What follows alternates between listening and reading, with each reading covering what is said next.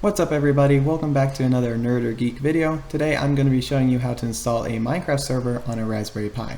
Now, all you're going to need for this project is a computer, Raspberry Pi, external drive, along with a Wi-Fi connection, and a power supply for the Pi. Now before we get started, I'd like to mention that I have a website, link is in the description, and here you'll be able to follow along with everything I do, and I will have all the commands listed so you can easily follow along with the installation.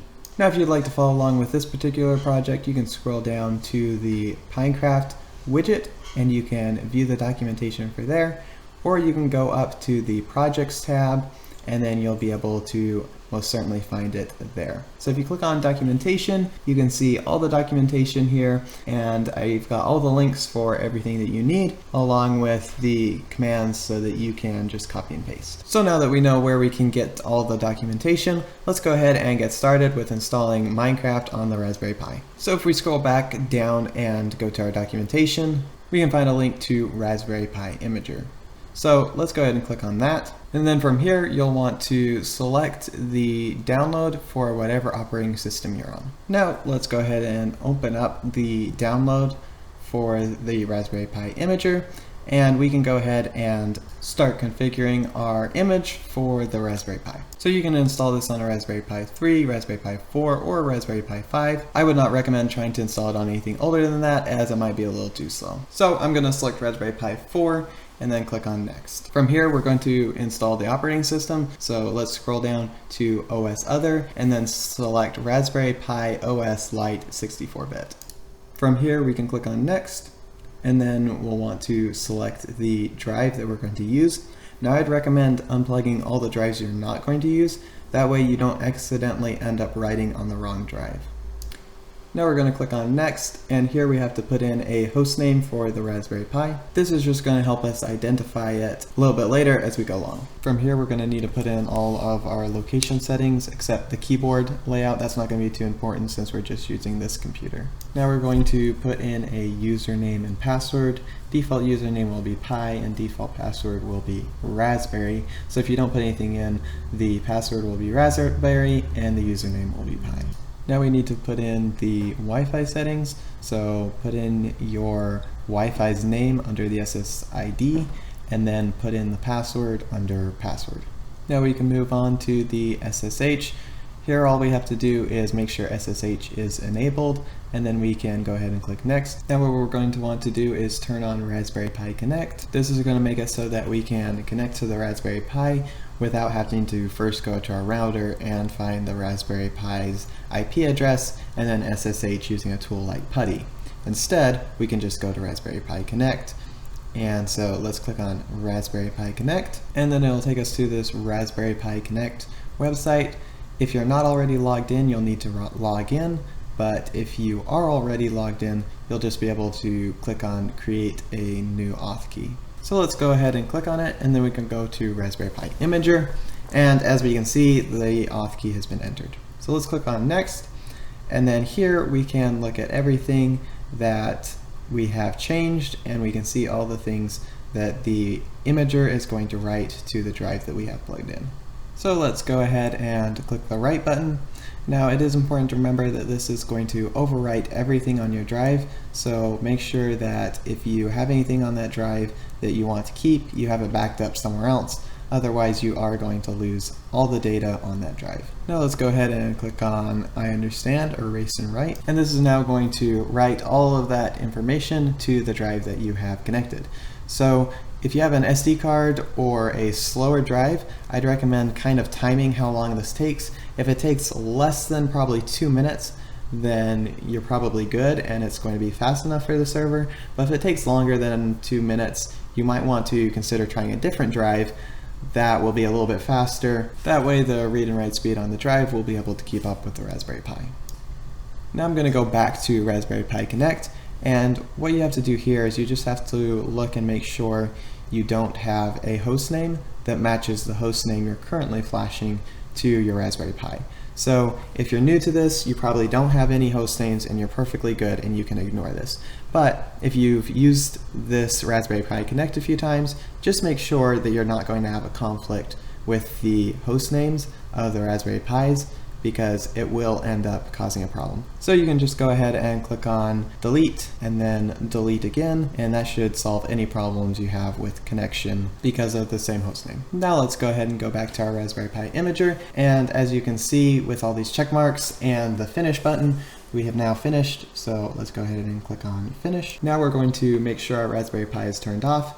Then we're going to unplug the storage device from our local computer and plug it into the Raspberry Pi.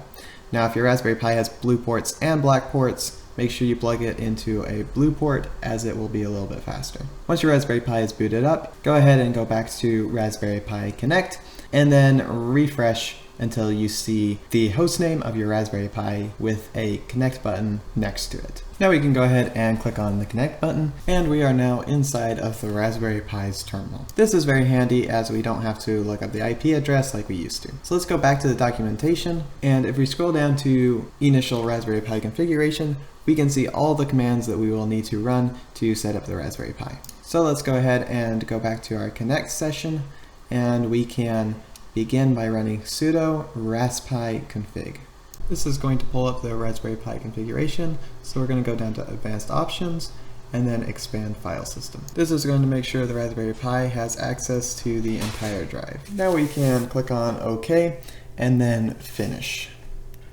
Let's click on no because we don't want to reboot yet, and now we can run sudo apt update and sudo apt upgrade. This will update and upgrade all of our packages. Once everything is updated, let's restart the Pi and head back to the documentation. Copy this command just like I did and then paste it into your terminal. Once you've done that, go ahead and press enter, and this will copy the contents from GitHub to our Raspberry Pi and also put us in the Pinecraft directory. Now all we have to do is make sure we're in the Pinecraft directory and then run --install. This is going to install Java and a few other things necessary for it to run. Once it's done installing everything, you should see a prompt like this asking you where you want to install it pop up. Let's just click on OK to select the default location. Now it's going to ask us what seed we want to use. Now I would recommend using random unless you have a specific seed you want to use. In that case, you can click on custom and then paste in whatever seed you want. Once you've entered the seed, it's going to ask you what server you want to install it on. Now I'd recommend just using the default paper, as it has the most supported plugins and is also, I feel like, kept the best up to date. But you can also use Fabric, Forge, Spigot, Kuberite, or just a vanilla server.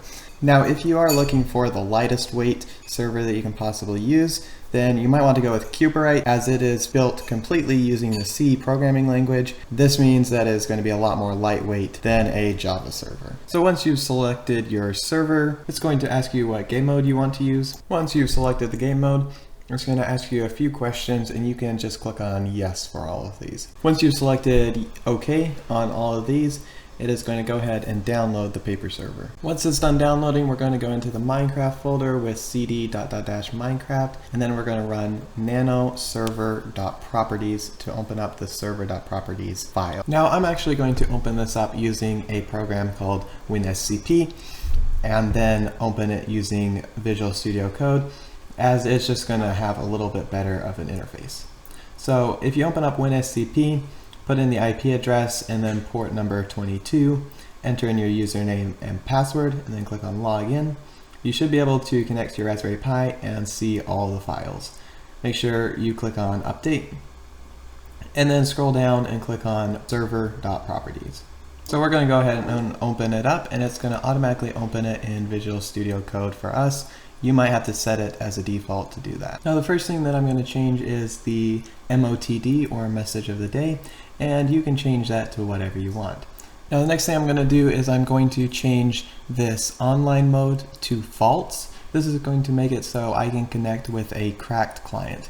If you don't want people to be able to connect with cracked clients, you're going to want to leave it on true, but I'm going to change it to false. Now the only other really important thing here is looking at the server port. Your server port will probably say 25565. Just make sure that it does, as that will be important for once we connect to the server. So if we go into our multiplayer, create a new server, or edit the one we have, it should be IP address :25565, and you just need to make sure those two numbers are the same. Now all we need to do is hit Control S to save, and close it out. So the next thing we're going to want to do is go back to Raspberry Pi Connect and stop the server. Just run --stop in the Minecraft folder and it will stop the server. Once the server has successfully stopped, we can run --server to start it up again. Now once you see this timings reset, you should be able to refresh the server and then connect to it. And just like that, we have booted into our Minecraft server running on our Raspberry Pi. So the first thing we're going to want to do once we get here is, as you can see, I cannot type in game mode or time to change the time, so we're going to want to make ourselves an operator. Now to do that, all we have to do is come over here to the terminal and type in OP and then your username. So in my case, Crafty Cheddar. And just like that, I am now a server operator, so I can run commands like game mode creative. Now what we're going to do is run -save all and then /stop. This is going to stop the server so that we can update. It's currently running on 1.21 and I want to update it to what is currently the current version of Minecraft, which is 1.21.11. While I have the server stopped, I'm also going to install some plugins, the most important ones being via version and via backwards. These are going to make it so that I can connect to the 1.21.11 server with any client version. So before I do that, we're going to update to paper 1.21.11, and to do that, let's go back to documentation, and then we're going to want to click on updating paper MC, and then click on the link to paper.io/downloads. From here, you're going to want to click on paper, and then click on the big blue button to download the latest version of paper. So let's go back to our downloads, and you should see the paper 1.21.11 or whatever version you downloaded. So now if we go back to WinSCP, all you have to do is drag the paper jar into the Minecraft folder. Once that's done copying over, you can go ahead and click on minecraft.jar, then click on rename and copy it. Then you're going to want to click on it again and delete it. Click on OK. Then click on the paper jar and rename it to minecraft.jar. So now when the server boots up, it's going to use this new paper installation instead of the old one. Now let's go ahead and go into the plugins folder, and here we can install the plugins. So here's all the plugins that I've downloaded, and you'll also notice that I have a lot of folders. These are just the configurations that I'm copying from an old server because I want them all. So I'm going to go ahead and click on yes, that I do want to overwrite everything. So while that's copying over, I'm also going to go ahead and put in my own custom world file. So I'm just going to drag the world file into this Minecraft folder. I'm going to click on yes to all, and this is going to overwrite everything in the world folder. So this is going to give me the same world files I had on my old server, so I'll be able to transfer everything over. Now that everything is copied over properly, I'm going to restart the server. So I'm first going to run stop to make sure it's stopped. Then I'm going to run --server, again make sure you're in the Minecraft folder, and this is going to restart the server. So once the server is restarted, we'll go ahead and connect back to it. And just like that, as you can see, I've got my old world booted up with the flat terrain, and you can see the buildings that I built in the distance. So this is all my old world files running on my new 1.21 Pinecraft server. And there you go, we now have a Minecraft server running completely for free on our Raspberry Pi. Let me know down in the comments what's your favorite mod or plugin to use with your Raspberry Pi, something that boosts performance or maybe just improves your graphics. Anyways, thank you guys so much for watching, and I'll see you in the next one.